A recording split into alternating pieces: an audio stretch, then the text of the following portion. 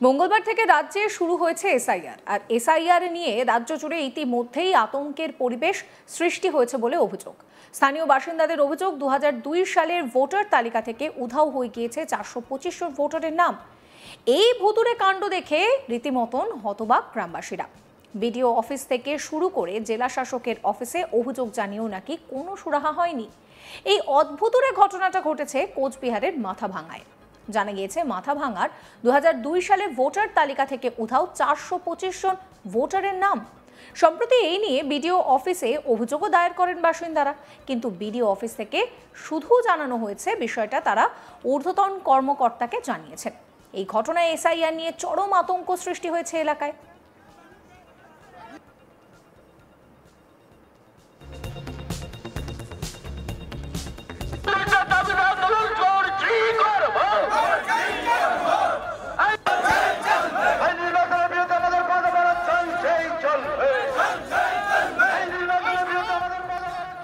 স্থানীয় ভোটার রফিকুল ইসলাম কি বলছেন শোনাবো। ডাঙ্কোবা 243 এবং 244 নং বুথের আমরা প্রত্যেকটি ভোটার, আমরা সাধারণ নাগরিক, আমরা বৈধ ভোটার। আমরা 2002 সালে আমার বাবা মা যেমন ভোটাধিকার প্রয়োগ করেছে, আমিও ব্যক্তিগতভাবে ভোটাধিকার প্রয়োগ করেছি। আমরা 2002 সালে ভোট দেওয়ার পরেও আমরা আজকে লক্ষ্য করতে পারছি 2002 সালে তৎকালীন সময়ে বুথ নাম্বার ছিল 160। এই 160 নং বুথে 845 জন ভোটার আমরা ছিলাম। এখন সেখানে 421 জনের নাম আমরা পাচ্ছি, কিন্তু বাকি 420 জনের নাম পাচ্ছি না। আমাদের যারা বোনরা বাইরে বিবাহিত, তারা আমাদের কাছ থেকে ভোটার লিস্টে জেরক্স চাচ্ছে, আমরা দিতে পারছি না। বিশেষ করে কিছু কিছু ব্যক্তি তারা অসুস্থ হয়ে গেছে এই টেনশনে, তাই আমরা রাস্তায় নামতে বাধ্য হয়েছি। আমরা পূর্ণাঙ্গ ভোটার লিস্ট পেলেই আমরা অবরোধ তুলে নেব, আমাদের আন্দোলন তুলে নেব। আমরা যতক্ষণ পর্যন্ত পূর্ণাঙ্গ ভোটার তালিকা 845 জনের পাবো না, আমরা আমাদের আন্দোলন চালিয়ে যাব। কোন বুথে? আমরা 243 এবং 244 নং বুথের সবাই আছি। আমি 243 নং বুথের আমি ভোটার। মঙ্গলবার বাসিন্দারা মাথাভাঙা শিলিগুড়ি রাজ্য সড়কের ডাঙ্কোবা এলাকায় পথ অবরোধ করেন। প্রায় ঘন্টা খানেক ধরে চলে অবরোধের জেরে বন্ধ হয়ে যায় যান চলাচল। এই নিয়ে আমার কলিগ মনসুর হাবিবুল্লাহ একটি রিপোর্ট দিয়েছেন, সেই রিপোর্ট রইল আপনাদের জন্য। আজ থেকে রাজ্য জুড়ে শুরু হয়েছে এসআইআর, কিন্তু যত কাণ্ড কোচবিহারে। এবার 2002 সালের ভোটার তালিকায় নাম না থাকার জন্য পথ অবরোধ হলো কোচবিহারের মাথাভাঙায় ডাঙ্কোবা এলাকায় পথ অবরোধ করে ওই এলাকার বাসিন্দারা। দীর্ঘ 1 ঘন্টা ধরে কোচবিহার শিলিগুড়ি রাজ্য সড়ক অবরুদ্ধ ছিল। পরবর্তীতে মাথাভাঙা পুলিশের আশ্বাসে ওই অবরোধ তুলে নেওয়া হয়। হঠাৎ কেন এসআইআর শুরু হতেই পথ অবরোধে বসলো সেই এলাকার বাসিন্দারা? এলাকার বাসিন্দাদের দাবি 2002 সালে 800রও বেশি ভোটার ওই ভোট দিয়েছিল, কিন্তু ইলেকশন কমিশন যে ওয়েবসাইটে যে ভোটার লিস্ট আপলোড করেছে সেই ওয়েবসাইটে সম্পূর্ণ সেই তালিকা নেই। 425 জন ভোটারের নাম নাকি উধাও হয়ে গেছে। এই 425 জন উধাও ভোটারই এবার কিন্তু পথ অবরোধে নেমেছে। দীর্ঘ 1 ঘন্টা ধরে তারা পথ অবরোধ করে রাখেন। দীর্ঘ সময় কোচবিহার থেকে শিলিগুড়ি যাওয়ার মূল রাজ্য সড়কের অবরোধের জন্য দীর্ঘ যানজটের সৃষ্টি হয়।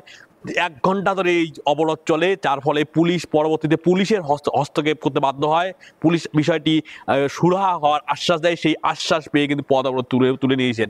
স্থানীয়রা যেটা জানাচ্ছেন যে তাদের বাবা মা এমনকি তারাও সেই সময় 2002 সালে ভোটার তালিকায় ভোট প্রয়োগ করেছিলেন 2002 সালে, কিন্তু পরবর্তীতে তাদের যে তালিকা দেওয়া হয়েছে ইলেকশন কমিশনের ওয়েবসাইটে, সেই তালিকায় কিন্তু 425 জন ভোটারের নাম নেই 2002 সালে ভোট দিয়েছেন। যার ফলে তারা এই যে লিঙ্কেজ হচ্ছে বা ম্যাচিং হচ্ছে, সেই ম্যাচিং আর লিঙ্কেজের সমস্যা হচ্ছে। শুধু তাই নয়, তাদের যে বোন বা তাদের পরিবারের সদস্যরা যাদের বাইরে বিয়ে হয়েছে, তারাও সেই সব বুথে লিঙ্কেজের জন্য তাদের বাবা মার ভোটের ফটোর জন্য ভোটার তালিকার জেরক্স চাইছে। সেই ভোটার তালিকার জেরক্সও কিন্তু পাওয়া যাচ্ছে না, কেননা এই 425 জনের মতো ভোটারের নাম নেই। এই ভুতুড়ে কাণ্ডের জেরে তারা ক্ষুব্ধ, বারবার প্রশাসনের দ্বারস্থ হয়েছে, বিডিও অফিসে গেছেন, জেলা শাসককে জানানো হয়েছে, কিন্তু কোনো সুরাহা হয়নি। নির্বাচন কমিশনের ঘোষণা মতোই আজকে থেকে বাংলায় শুরু হলো এসআইআর এর কাজ। বাড়ি বাড়ি বিএলওরা যাচ্ছেন, তাদের এলাকাও বিএলওরা বাড়ি বাড়ি যাচ্ছেন, কিন্তু যেহেতু তাদের নাম 2002 এর তালিকায় নেই, তাহলে তাদের ভবিষ্যৎটা হবে কি? এই এই আতঙ্কে, এই হয়রানির আশঙ্কায় তারা এবার কিন্তু পদ অবলম্বনে নিয়েছেন। স্পষ্ট কথা, আমরা দীর্ঘদিন ধরে জন্মসূত্রে এখানকার বাসিন্দা, আমাদের বাবা মা এখানকার বাসিন্দা, আমরা এখানে ভোট দিয়েছি, এমনকি 2002 সালে ভোট দিয়েছি। তাহলে আমাদের নাম নেই কেন? কার গাফিলতিতে এই কাহিনী হলো? তারই প্রতিবাদে সোচ্চার হয়েছেন তারা পদ অবরোধে বসেছেন। কোচবিহারে শুধু মাথা ভাঙা এই চিত্র না, আমরা নিজে আজ তাক বাংলার টিম গিয়েছিলাম কোচবিহার উত্তরের কালজানি গ্রামে। সেই গ্রামে গিয়ে আমরা একই চিত্র পেয়েছি।